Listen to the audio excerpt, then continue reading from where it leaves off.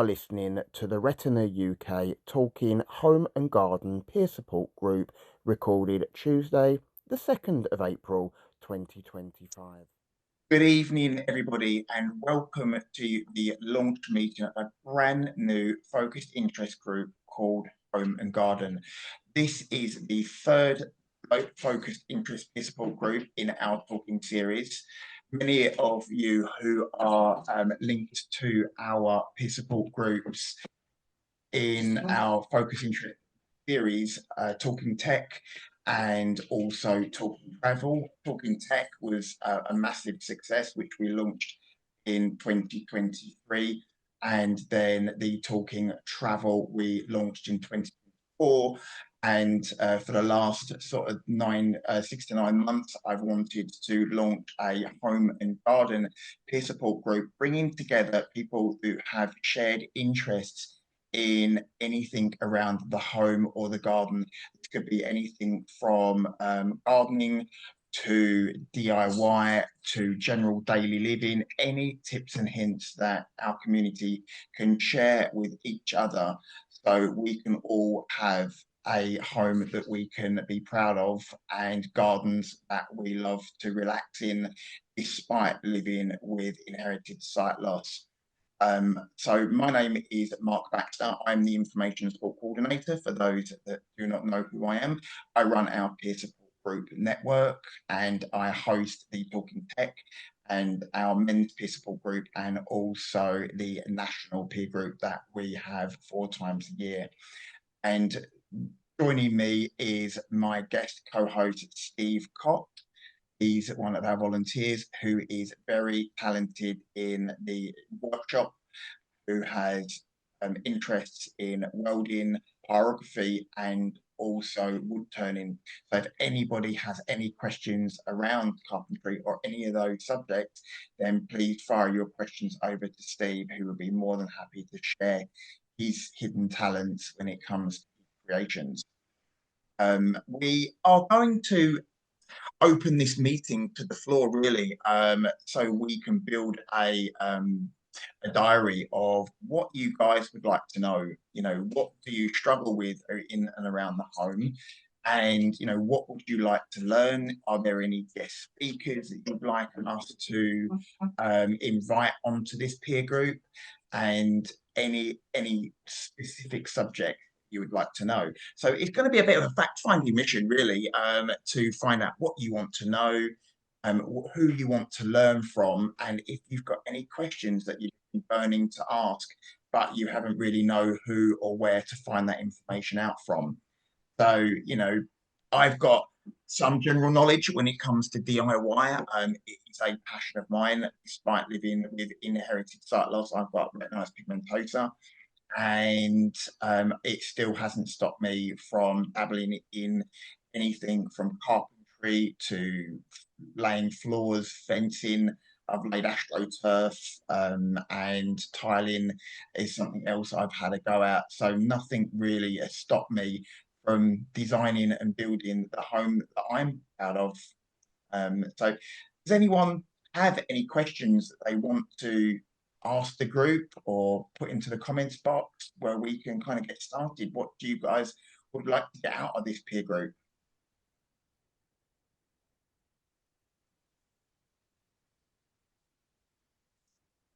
Have you got anything? Mark, Yeah. can I ask a question? You right, Keith? Yeah, I keep trying. I don't know whether you're hearing me okay, but Yeah. I keep trying to press Alt Y to put my hand up. Sometimes it works, sometimes it doesn't. Would you know if there's a reason for that? Am I doing it wrong? Do I have to press Alt first and then Y, or hold Alt down and press Y? Does anybody know? Yeah. It's you hold Alt down and then you press Y. You don't press them simultaneously. I think it's Alt plus Y. So yeah, but it's okay, Keith. It's not a problem at all. Oh, right. Okay, then it's lovely. Thank you. Yeah. I'm going to mute you. Okay. Okay, thank you. No worries. So does anybody have any questions? What would you like to know in and around the home? Is there anything that you're struggling with? Anything around gardening, apps that might be available, anything to help you easily around the home at all? Can I Yeah. talk? Yes, Francis from yes, Shropshire. certainly. I'm sort of getting back into the garden after thinking I didn't really want to do it because I couldn't do it as well as I used to, and so I'm sort of cleared the herb bed, and I think I'm starting there, and so I'd be interested to know what sort of plants people think are a good idea for. I suppose I'm partially sighted, so I find blue flowers on green very difficult. So I just wonder if people have got ideas, experiences to what's a good idea to plant in your garden as your site deteriorates. Well, You want me to start, Mark? Yeah, Okay, go on. go I ahead. was gonna. You jumped. You beat me to it, Scott. I'll pass over to Scott, who is our resident gardener. Yeah. So I'm sorry, I missed your name. Who am I speaking? Francis. Francis. Hi, Francis. I'm Scott from Canada. I'm a partial resident here. Mark's kicking me out at the end of August. Anyway, I'm completely blind now. I've been gardening since about 12 or 13. Started off in the veg garden. I can't say that I can tell you what to plant in your garden. And is your eye disease going to further deteriorate? But as far as colors, I still put colors in amongst my veg and my herbs. So I wouldn't go away from the herbs. They all flower.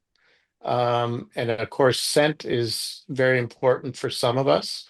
Um, I'm just amazed that I can grow rosemary. I'm on the ninth floor, unfortunately, but I'm growing rosemary, my sage, the I'm forgetting the name, isn't that up? Chives are up. Um, they all flower very nicely and of course have the fragrance that goes with them. Not to mention you can use them. Um, you've gardened in the past, so you're dealing with now sight loss. Yes, I find the weeds difficult. So you're just, and it's all a patience thing. I co-host a gardening program out of Canada on Zoom, and John Bell used to work at Kew Gardens here. He's out in Vancouver, British Columbia. He hoed up his wife her whole row of carrots. So there is some patience involved. Yeah, that we all laugh at him because he's the big gardening guy. You're gonna have to get to know your weeds. It's a patience thing, but there's ways of marking your plants when you first start, either by staking or tagging or putting some little thing around them. And then at least you know where the main plant is in that circle. Yes, So, I'm interested you say that because I'm trying to think of a sort of ring or something I can put round the plant, which will yeah, help me, if that's its enclosure and I'm checking anything outside it. And yeah. yes, that sounds So, a good idea. yeah. So depending on the flower and the flower size and whether it's going to expand or not. If it's one stalk, very easy to do. You can put a ring that's wide enough, either by mulching or little stones or whatever. I've used all kinds of things, and I'm kind of cheap. Sometimes my wife says you can pretty it up a bit more than that. You don't need to use an old whatever out of the garage. But in saying that, you've got to decide what you're going to start with. You do want some colors still, right? Well, I'm interested in your advice on colours because I want white. Yeah. We've got primroses at the moment, and the primroses are really shining out from Yeah. the So grass. which is nice. I have no vision left. So as far as colors, everyone that has lost there's not everyone, but we're all different in what we see. I gradually lost mine, and I remember, well, I can't see that one very well, but I can see this one. And I also, like John did, make the mistake sometimes and pull the wrong thing. It does happen, but it even happens to the sighted. I don't, your condition and what you see. Do you wear sunglasses out in the sun or? It varies. It all goes with the light level. If the light level stays the same, Yeah. which it generally doesn't, Yeah. I'm happy. But if I'm moving from dark to light, and now raised, press So F6 to you reach. you sound like you need a high contrast between the leaf and the flower though. And then you've got to decide, well, do I like that color really or not? Or you just want to see it. For me right now, it's all about fragrance. Whether it's like I really like the lavenders. I'm going to go up to the Cotswolds in July and see the lavender farm. I do have some growing, but because I face east, I don't get the proper sun. It's still fragrant, but if it was in the sunshine, it would do much better. Um, Again, you got to plan in your garden exposure to the sunlight. Do you want like in Canada, I'll plant impatiens. I don't even know if you have them here. Do you have impatiens here? Does anyone know? I never. I should look, but they're an annual. Uh, they're many different colors from salmon to white to pinks to reds. No yellows that I know of. Um, but they grow very, very readily in the summertime. They go real, they do require water and they like the shade. So your herb garden probably is it sunshine? part of the day, and I Part mean we have very free draining soil. free draining soil, yeah. So Yes. your Mediterranean herbs like the rosemaries, the thymes, a lot of the herbs we Morrison to everyone, impatient. okay, busy Lizzie's in the UK are so you do have them, okay. Um, and but they're just an annual. Actually, I say that, but I have flowers that are on my balcony in the pots that have never died on me, and I would consider them an annual because the frost will get them in the wintertime. They wouldn't grow back the next year, even by seed. So it'd be interesting to see if busy Lizzie's reseeded and came back. Anyway, rosemary, thyme. I've actually got French tarragon, which I also cook. So this is my interest in all the herbs. But marigolds called marigolds here. Yeah. Yeah. So and you can eat all most of these plants, but don't take my advice. Always check to make sure. But you can put a nice marigold flower in a gin and tonic, and if looks nice and can't eat it at the end, or of course dandelions, you can eat everything, including the roots. So um, we in Canada try to eradicate them, but now with the environment, people are now growing them and learning how to make wine using the leaves for salads. It sounds like you need contrast if you can't see the blues with the leaves. Yes, Uh, contrast would be good. yeah, so daisies and marigolds are very contrasting and grow easy. Uh, there's so many flowers out there. Um, I can't help you with the weeding. You're gonna have to. Well, it's funny. I've been doing it so long that someone sees me out 11 o'clock at night on a summer day, and they say, "What are you doing?" And I said, "I'm weeding." And they say, "But don't you need the?" And then they say, "Oh no, you don't." So you can weed, and you learn to feel. But the most important thing that I'm reiterating is to mark your plants well. Yes, Um, if yes. they're a spreading plant, and there's not one stalk or a little grouping of them, you want to make sure your ring or your square goes right around Mm. that whole area. You're going to get grass and weeds growing up in them, and hopefully not stinging nettles, but Oh, we have that. stinging nettles. Oh, I know you do. I eat them. Did you know you can eat them? I think you can make soup, can't you? you can make soup. You can make. I bought a bottle of wine at not Deal Castle. What's the one up near? It's between Dover and Deal. It's still a Leeds? working a working palace. Leeds. No, it starts with an M, I think. Oh, isn't that awful? I should go ask my wife. There's Dover, Deal, and one other one right in there, and I think it was Queen Mary or Victoria's summer home. But there still is residents in the palace. But I bought some stinging nettle wine there. I have made the soup. Um, it's not the easiest thing. Like Carolyn will volunteer for Mark to go out and pick it.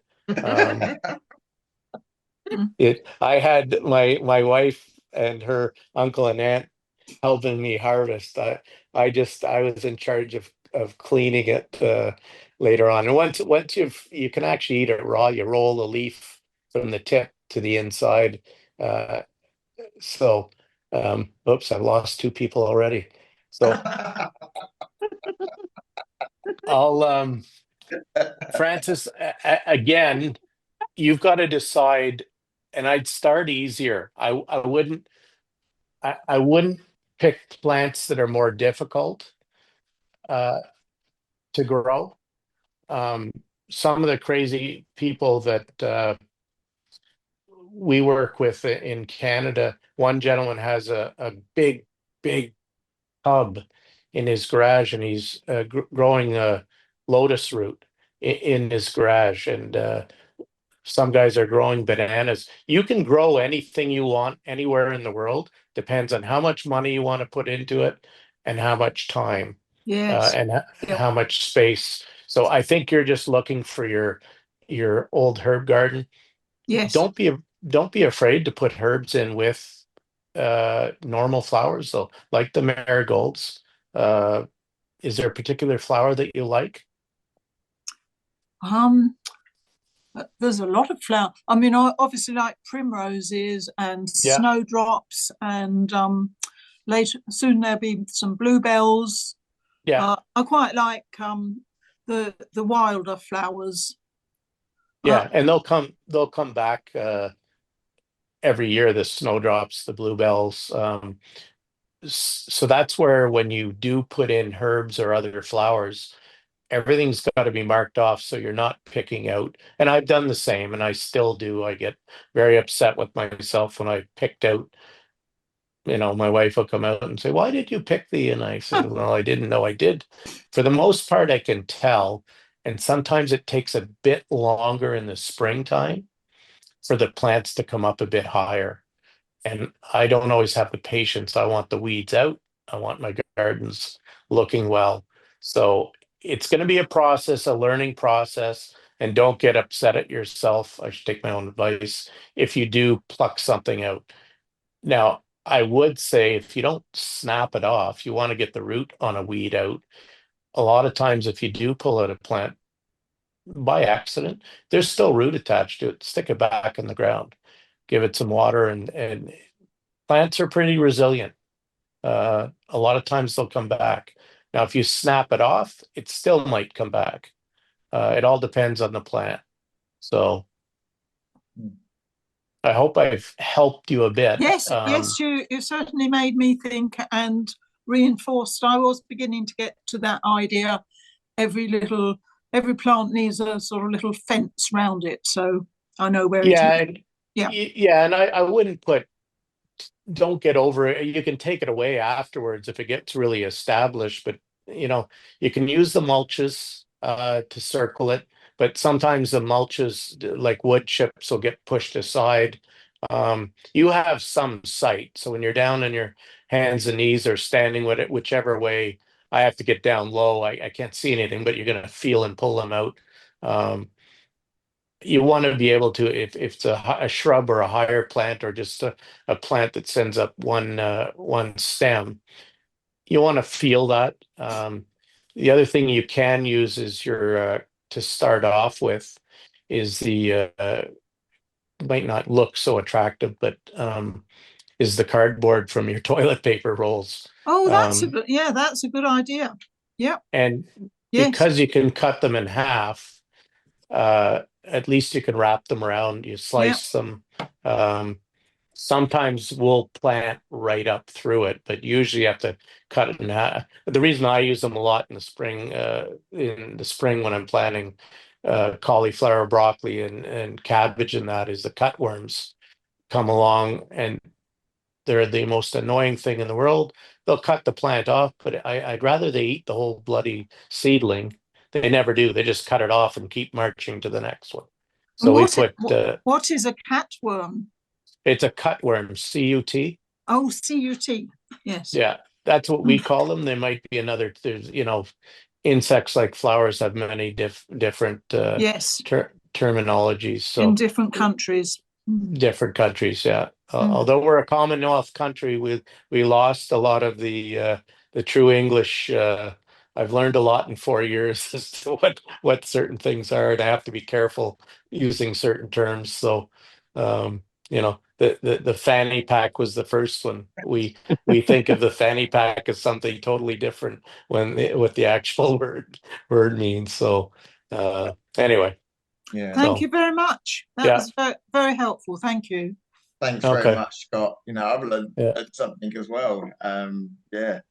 Thanks very much. Does anybody have any other questions or anything that they want to know how to do, or any tips? It could be anything. It doesn't have to be out of the box, extreme DIY or extreme gardening. It's just like, if you've got dog hair, how do you get it out of a carpet? All of these little tips and hints, that we might know, answers or tools that you can buy online that are, designed to get how, if you've got a guide dog, for example, do you have that issue? Do you want to be able to get your carpets nice and clean? It's about technology as well. What do you struggle with in terms of home technology?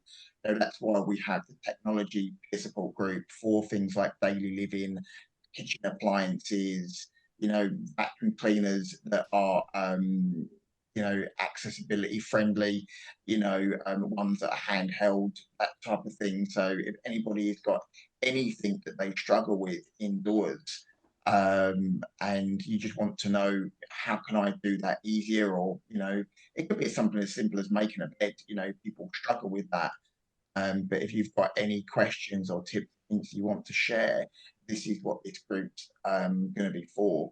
And, if there is anything that you want to learn, I really wanted to know how to do that. We will be able to investigate to see whether we know anybody that would like to speak and share their experience and invite a guest speaker to come on. So yeah, it's this group is for our community, to have a lovely home and enjoy it as well, and keep doing things that you may have decided, I can't see what I'm doing anymore. What's the point in doing it? Like gardening, for example, there are apps out there that can tell you what flowers are, what trees are, how long they're going to grow, how big they're going to grow, what soil to put them in. There are apps out there that can describe your garden for you, like Be My AI, for example. EMVI.ai is another good app where you can ask it, take a photograph, and it will tell you what the contents is that you're looking at. So I think, Francis, you're worried about color contrast, well, this will tell you what in that flower bed and what colors they are. Yes. And they are each phone. I know Mark uses a Samsung. I'm an iPhone user.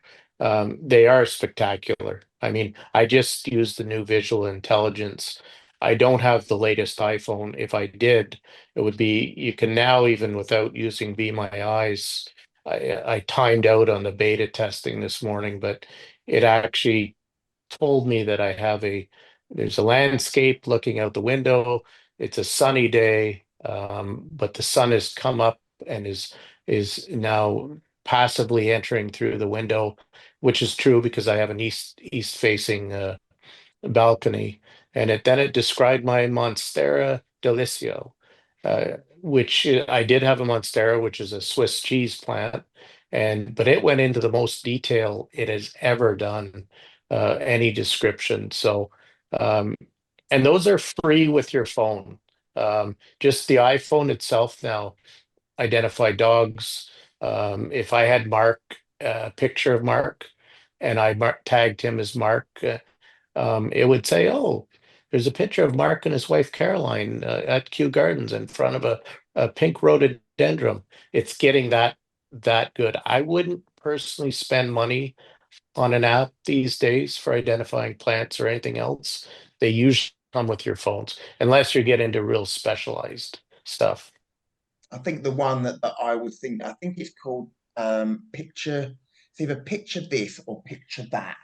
And Yeah, it's very good at describing a lot of things, yeah, and it's not just for the visually impaired. If you're out and about, you think, I cannot remember the last thing what that plant is. yeah. You can take a photograph of it, and it will tell you what it is. Merlin is another great app as well for identifying birds. If you're a nature lover or you're a bird watcher and you've got lots of plant life, or you've got a bird table in your garden or something like that, you can just point the phone, listen, and it will record its sound, and then it will tell you what that bird is, which is Yeah. another fantastic app as well. And it So it did, Mark, it did 5 birds on my balcony all at once. once, yeah, it does I multiple. yeah, I heard a bird and I wanted to know what it was, and it said, "You have a blah blah blah," and then it went on to the next one. And I did have a ton of birds out there, but it's fantastic that it identified every one of them. Yeah, the AI and apps, like Scott said, always go for the free ones. There are some that can offer a 2 week or 30-day free trial.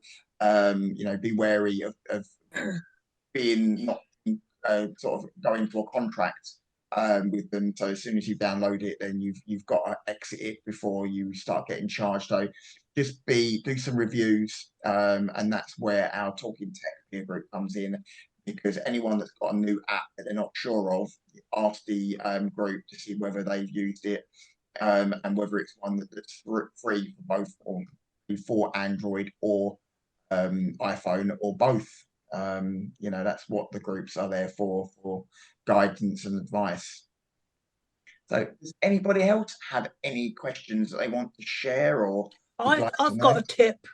Yeah, Sandra? I haven't got a garden. I live in a flat, but I speak to a lot of people that do have gardens, and their biggest issue is losing their tools. Oh, yes. So what I they've done agree is with they that. get different coloured ribbon and tie a bit of ribbon around the end of each tool, so they can actually see it in the grass. It's very good. Yeah. There are you can buy little locator tags, like air tags, that you can either whistle and it will make a noise. I've got a few that not on my tools because I'm still constantly losing them, and I'll find them when I trip over them or stand on them like I did the other day. And there's one that's called Tile, and you can sync them to your phone and to your smart device speakers, and you can say, where did I put my hammer, or where did I leave uh, my drill, and it will then send a tune. As long as you've got your tag stuck to your tool, it will actually find where you've lost it. Yeah. I've got a tape measure that's brilliant, and I'm always using that, and it is audible until it turns itself off. It will give me a little warning to say that it's about to shut down, and then it will shut down, and then that's when I struggle to find it. It's like, where did I put my tape measure? So, Mm. but yeah, having tips and hints to find and locate stuff. There are tags and locators and it's the same with things like car keys or anything around the home that you can't. You can put one on your white cane, because I know people have put their white cane down somewhere and they cannot for the life of them think where they've put it. So locator tags around the home are a really good idea, as well as other sort of high contrast, like ribbons and big tags, that type of thing, anything that's brightly coloured if you've still got some vision. So yeah, that was a good tip. Thank you very much, Andra. Yeah. And with the new AI and the cameras, and most people, I think, we're back to the 8 or 10R now is the oldest phones. Most of the AI is working to the point where you can use your camera, you lose your keys, you say, can you find my keys? And if you point your camera around, it'll locate them. It'll be a bit difficult, and you'd have to be walking out in the garden and about, or say, hey, Caroline, my tape measure's missing, and get a sighted person to help you search. But there's way tags. They do sell them here. I'm not sure if the pen friend with the stickers and whatnot would work outside on your tools. It would if they're dry. I know that you'd have the sticker on. So, as Mark says, there's many different ways, and tying bright ribbons if you do have some sight, uh, all kinds of ways to locate and either your plants, your tools. Uh, Caroline tag puts a ribbon around Mark's neck, and so she can find him in the yard. Mark, could I just ask a question? Yeah, go on in. Yeah. It's Russell here from Somerset. Hi, Russell. Hello. I've been registered blind for 40 years now, and I've been gardening for 50 years. And can I ask the people here this evening, if there are any gardeners here, what do they get out of it? Want me to start again? I won't go too long this time because I like to talk. It's Scott from, I am a Canadian, but living here in Battersea, right along the Thames. I am a balcony gardener. For me, fragrance, but also the herbs. I like to cook. And I also just like to see if I can grow certain things that I've never grown. Like I have a monstera growing in my house. And I actually got it to flower, which I did not realize until it was too late because I didn't pollinate it. If I would have been able to get it to fruit, and that's the big Swiss cheese plant, by the way. So just growing different things, trying to, and knowing the pleasure that my wife or other friends have. My biggest thing though would be the herbs and eating, you know, getting to cook with fresh produce. And it's a lot easier if you have a garden outside, but I do have probably 30 pots of various sizes on my balcony, and I grow both just flowers, fragrant and visual, and about 7 different herbs. I understand that, Scott. What I was hoping that someone was going to say, that it's actually improve their well-being and it's therapeutic. Well, for Because me it is. it really is. Yeah. I would encourage anyone to get into this, even if you just have a few pots, and the thrill that you get of watching, or not watching, but feeling something grow is Yeah. absolutely incredible. And to know that you had a part in that as well, Yeah. gives you a sense of achievement. And I think if you're able to do it, and if you feel inclined to do it, now is the time to start because we're at the right time of year to Yeah. get going. And if you want to give that a real good go, now is the time of year. Even if it's just, 2 or 3 pots with some compost in, put some Yeah. seeds in and watch them grow, feel them grow. I think it's a Yeah. great sense of again, of independence, of people thinking that a lot of things around the home and garden are purely enabled, but Yeah. it's people that experience that just because you do not have sight or you have very limited sight, that you can still grow and produce your own food. It's a Yeah. healthy way of eating. It promotes a good diet, and like you say, it is great for your general well-being. You're out in the garden as well, so it's good for your physical well-being to be out and enjoying the outside world. Yeah. And yeah, I personally am not a gardener because we have got Springer Spaniels and they would just destroy anything we put in a pot. It would be up the garden, in the house, up the stairs. And we love the inside of our house more than we would like. We've tried real grass. I've actually laid a brand new fresh lawn out the front and landscaped the entire garden, got the grass to grow. And then we had a very hot summer and we've got female dogs. And within 8 months, it was just ruined. So we went to we thought, you know what, let's not put a real lawn down again. We just got the AstroTurf, which again, I laid, and again, it was just that I'm outside, I'm trying something myself, I'm not getting people to come in and do it, I'm going to have a go. YouTube is a great dictionary and source of information for an array of different subjects. So, there's lots of tutorials on YouTube. There's lots of step-by-step guides. And that's how I found, and that's how I learned. You learn new skills by trying things yourself.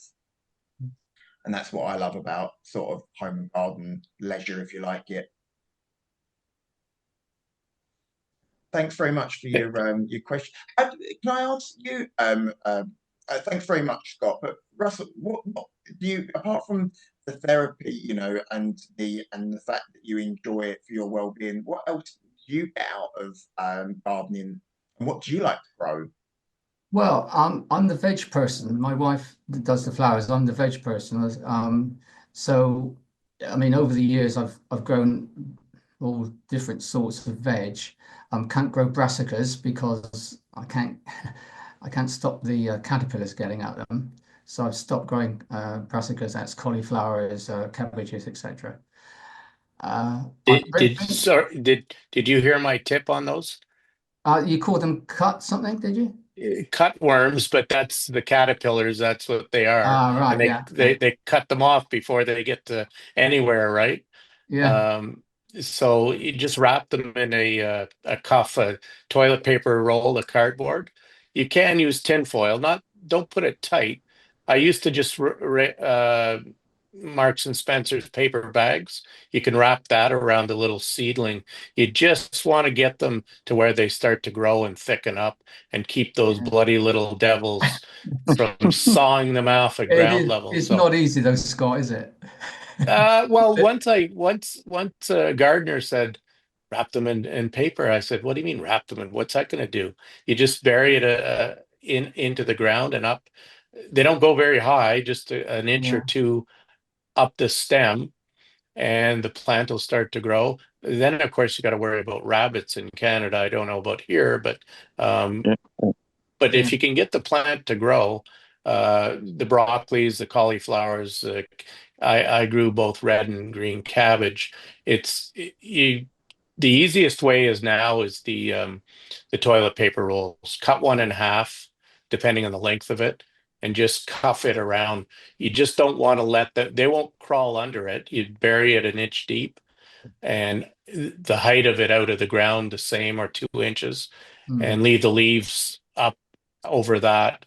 And that keeps those caterpillars off the bottom until the plant gets big enough, and then it doesn't matter anymore because they just want the young tender shoots. I'll give that another go. I have tried that. I will give that another go, Scott. I really, Yeah. But Mark said, what do I actually get out of it? Well, I think apart from like the well-being and the therapeutic side of it, it's great being able to pick things in the garden, in the veg patch. Can you just turn it off, Mickey, quickly? Thank you. Can you turn it off? Yeah. Yeah, it's great to be able to pick things from the garden and eat them the same day. Cook them, cook the veg and eat it the same day. And Scott will agree with this, I'm sure. Any veg that you grow tastes a whole lot different than what you get from the supermarket and the shops. Oh, yeah. Agreed. Totally agreed. Yeah. I'll go out now. I've just had a coffee and pick fresh rosemary, or I'll pick fresh parsley, and it's so much better. Even though it's wintered, it's still there and I can pick it. So you're right. Yeah. Yeah, yeah. I mean, it also, yeah, it's a hobby that does give back financially. You know, so Oh God, yeah, you do, if you're growing veg, you do save a bit as well. That helps. So it's a hobby that doesn't keep, keep you poor, if you see what I mean, because you do get it back Yeah. with the veg. Yeah. No. Thanks, Scott. Thanks, Russell. It's fascinating, to learn that what you can do with your gardens and the balcony. Just because you don't have that much room, still doesn't mean that you can't have a go. And I know you can actually get, is it the upside down tomato plants now that you can actually hang and still grow stuff. So, Yeah. I think my sister-in-law have actually got an upside down yeah. tomato You plant. just have to check with your flat that you're allowed to hang. Unfortunately, I'd have a jungle growing. They won't allow me to do anything that's hanging or crawling up the building, which I kind of understand. But yeah, hanging tomatoes are great. You can just walk by them and pick your neighbors. So when you start to grow them, Mark, the neighbor can come by and look around and say, "Oh, Mark's not looking. I'll take a nice fresh cherry tomato."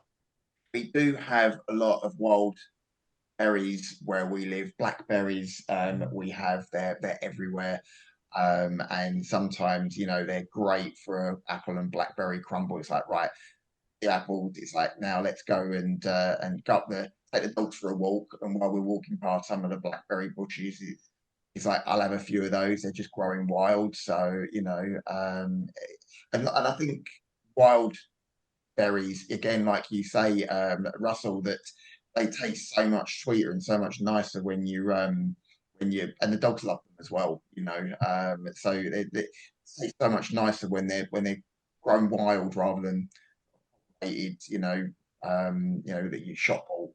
Same with strawberries as well. So anyone that's never done strawberry picking or anything like that, it's definitely worth having a go at doing things like that. I'd like to ask if anyone has a tip about how they get about sowing seeds, like from when you get them out of the packet to when you put them in the seed tray. How does that work? What's the My problem, Russell? Pardon? What's the challenge of getting from the packet to the tray? First of all, Losing them. yeah, some seeds are, as Scott will know, some seeds are quite small yeah. and, So and they a can be friend, quite fiddly. yeah, not necessarily put them in a tray, but if you're laying them in the ground, a friend suggested mixing them with sand, Ah, yeah, and then I don't know if you get a very even distribution, but it does help to get them in the ground. yeah. Right, I see. Yeah, yeah, yeah. And that's Yeah. like horticultural sand? Yeah, I think so. That's what she suggested. Yeah, something that's roughly about as fine as or slightly finer than the seeds themselves. Yeah, I guess like sieved compost would be similar to that. Yeah. Mm, as long as it's dry, yeah. Yeah, yeah. Okay. I did have a question But for you actually, Russell. Do you grow tomatoes? Yes. How do you know when they're ripe? By feeling them, touching them, and squeezing them a little bit. Okay. You Yeah. can judge by that because I mean I've grown tomatoes for a few years, but I always have to get my partner to come and tell me when they're red. Yeah, yeah. Of course, not all tomatoes are red now. yeah, Particularly not last summer, no. yeah, Well, that's right. Yeah, you can get black ones now.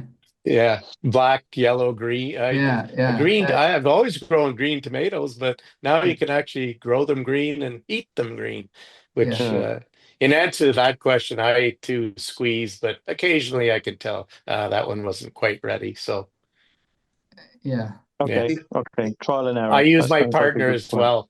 I say to Yeah. Lisa, I said I have about 20 red tomatoes, I think. So I wondered if you'd resorted to something like seeing AI or Be Yeah. My Eyes to tell you. Yeah. That would be the ideal way to do it. I'm afraid I'm not all that techie myself, but that would be the ideal way to do it. Yeah. So Okay. I don't know who I'm I talking to. Who's the other voice that I've been talking to? It's yeah, Stuart. that's me again. Pardon? So this is Stuart, Oh, and the Stuart. Yeah. Okay, Stuart. Yeah. Canadian guy is Scott.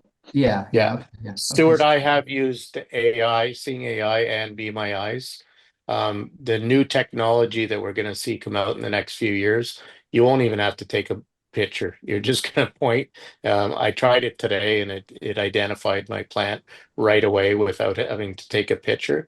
But I grew Scotch bonnet. They're about as hot as a jalapeno, a Yeah. bit hotter. But the plant was given to me, so I didn't know green, orange, yellow, red. They did turn red eventually, but when I held my camera up, that's when I knew I finally. There's a plant in the corner. It seems to be a pepper plant, and there's the red fruit hanging or red pepper hanging down, and Oh, so wow. it told me, and I knew it was ready, and I picked it. And I, having gardened enough, I could tell by the feel of it. And then Yeah. when I cut a little piece off, then I really knew it was ready because I had to go for a glass of milk in a hurry. So Do you have a greenhouse? Do you have a greenhouse?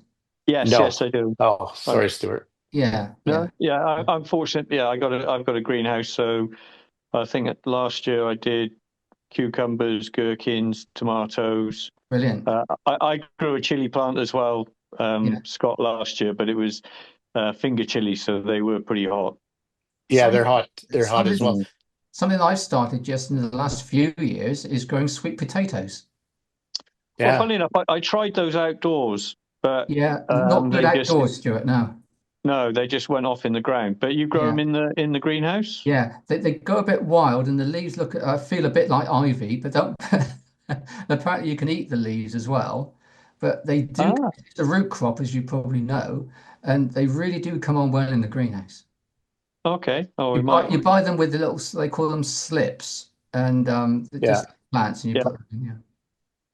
We Okay. have to start ours inside in Canada because of the colder weather. Yeah. And they're one of the more difficult potatoes to grow. I check. Have you eaten the leaves on them, Russell? Because I didn't think they were potato and tomato and or aubergine. We call them something different, but those are all in a certain. Yeah, You can eat any. Yeah, I've got to be careful, like you, Scott, to, to give advice. But I have an African friend, and he said, "Oh, in South Africa, we eat the leaves as well." yeah. That's all I So know. I mean, rhubarb leaves. You can eat them. They are poisonous, but you have to eat 3 pounds. Well, who's going to eat 3 pounds of rhubarb leaves? So, you know, um, Mm. but if you grow squash and stuff, you can eat the stalks, the leaves in Africa of your squash, any type of squash, other than taking the vein part out of it. In Africa, they cook with that a lot of the times. So just be careful for anyone growing stuff. Uh, Exactly. find out what you're eating Yeah, before you don't be like me and just throw it into your mouth and and me, uh, Scott. Yeah. yeah. If, if the, Stuart, I will tell you your chili, you probably didn't take it in, right? You left it outside. In the greenhouse? Oh, it's in there. Is it still growing or did it No, die off? I let it go after I picked it. So Yeah. Okay. I should have Because just brought it in the house. You're right, and then it would have just kept going in a pot. yeah, cut it back. You can, I didn't mulch. I tried it for the first time. Um, and my Scotch bonnet is now almost ready to put out. I'm just waiting for it to get warmer because peppers like warm weather. Right. So Yeah. Yeah. I'm in Battersea. I'm not sure where you are. Um, So. you probably could put it out in the greenhouse now if it was still alive, Right. because things are warming up. So Yeah. I grew the sweet chilies, the slightly yeah, larger ones that aren't so yeah, hot, the a year bell before pepper last. or something like Yeah, and they grew quite well. They grew quite yeah, well. Mm. yeah. Even though we don't really have the weather for it. Yeah, well, like I said earlier, we've got people in Canada, which we don't have the weather in a lot of Canada. We have a very short summer, so but they're Mm. growing tropical stuff. There's one guy that's growing palm trees, but I'd Wow. hate to see his electrical bill because he has the old Christmas lights, the bigger ones, and he Oh, keeps the ground warm in the winter. by turning the Christmas lights on. Oh But my goodness. his electric bill must be just, Yeah. incredible. So It's the other stuff that he grows that's paying for it. well, that stuff is legal in Canada now. So my tuna, and it stinks. God, if we're talking the same thing, We our are. dear We are. yeah. Just to let everyone know, it's coming up to 8 o'clock. Does anyone have it is fascinating to learn about cooking. Our garden's so small. We don't even have the room for a greenhouse or anything like that. And I think everything we've tried to grow doesn't seem to last. Even plants that are indestructible that last all year. We have not got the green fingers. So it's more landscaping and building for myself. But it's still fascinating to learn about gardening, vegetable growing, and plants. It might actually make us think more about being a little bit more green fingered, if that's the terminology, and start growing our own veg.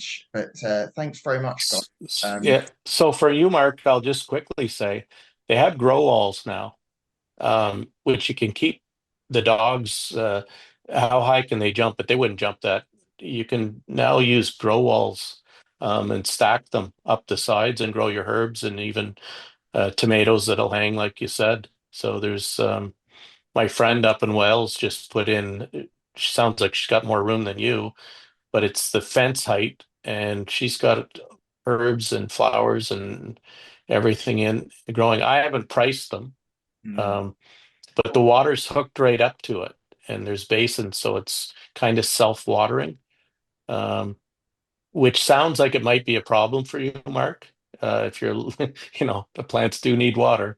So Yeah. This is. I think this is our issue. I think we've got cactus, and I think they kind of survive. So I think that's the only thing that we've managed to keep going. I think when we said, when we start decorating our garden with some colour and some life and hanging baskets, everything's going to be artificial. So it stays the right colour all year round. It's going to look nice, but then it's going to be low maintenance. It's one of the reasons why we've got artificial lawn, not just because we've got animals, but because I'm not out there every day mowing it. It just means that we've got a nice grass all year round, stays green, doesn't go patchy or dug up. That's one thing about AstroTurf. The dogs can't dig it up, and they do love to dig a hole. So that's one plus if you do have dogs. It's a big investment, but it's something that's worth looking at if you do have dogs that like to dig and ruin your garden. Before we go, does anybody have any final questions that you would like to ask, either myself or Steve or the rest of the group? Any tips or hints that you'd like to share? Anything at all? Hi, it's Tash. Hi, Tash. Hi. Nothing to share now, but for future support groups for home and garden. I remember a while ago in one of the technology ones, someone was talking about how they really made a good use of Alexa and sort of like made their home quite like a smart home with like their lights, so they don't have to find the light switches. They just ask Alexa to do it.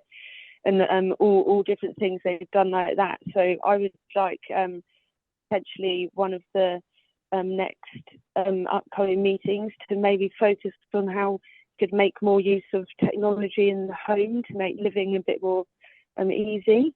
Yeah, absolutely. I mentioned that my home is set up exactly that way, with smart devices that control my lighting and also the thermostat as well. And there are different companies out there that can offer light switches and adapters, sensors. So it's a case of just saying turn on living room lights, and turn them all on or turn them all off, or you can set proximity sensors, so as soon as your phone reaches your Wi-Fi, your lights come on and then they go off, so to save energy. So yeah, we can definitely focus on that, and I can put together some companies that offer some good smart tech that you work in conjunction with your Alexas or your Google assistants, if that's what you use. Yeah, that would definitely, be that's a good great. one. Thank you. Yeah, no, absolutely. Does anyone else have any topics that they would like to know more about gardening, or more about home technology, home appliances, or any kind of tips around decorating, for example, or anything like that? Then, please do drop me an email. We will be sending a follow-up email for your feedback, because it's very important. It's critical that we find that these groups are working for our community, that you are finding them beneficial. If there's anything that we can improve, or information that we can provide to you, then we can do some research and we can get you the information that you require. And so please fill in your feedback. There will be a feedback form attached to the follow-up email, or just reply to the follow-up. Let us know what you think. The audio recording will be available on YouTube in a few days' time, which will be linked to that follow-up email, and anything that we've spoke about will be added in there. So, Scott, if anyone has got any tips or hints or anything like the apps mentioned, I will pop them in there as well. And anything else that you'd like to share with me via email that you'd like me to put in that follow-up, then please send that to me over the next couple of days. So, Okay. anyone got any final thoughts before we leave you to enjoy the rest of your evening? Just to say, Mark, that I've really enjoyed it tonight. So thank you very much for organising this. Thank you. Thank you very, very much. Yeah, That's thank all right. you. Thank you. Yes, thank you. Thanks so Thank much you. for Have a your good time, evening, everyone. everyone. Yeah, Thank thanks you. very much. Everyone, have a Have lovely Have a good evening. evening. And thanks so much for Bye. joining us for Home and Garden, Retina UK. Take care and all the best. Yeah, You bye-bye. too. Night, Mark. Bye. Night, From me and Carol. Caroline, have a lovely evening. We hope you've enjoyed this Retina UK peer group recording. If you have any questions or queries regarding its content, or you would like to leave us some feedback, then please do get in touch. You can contact us via a helpline on 0300 111 4000, call the office team on 01280 821 334, or alternatively, you can contact us via email at services@retinauk.org.uk.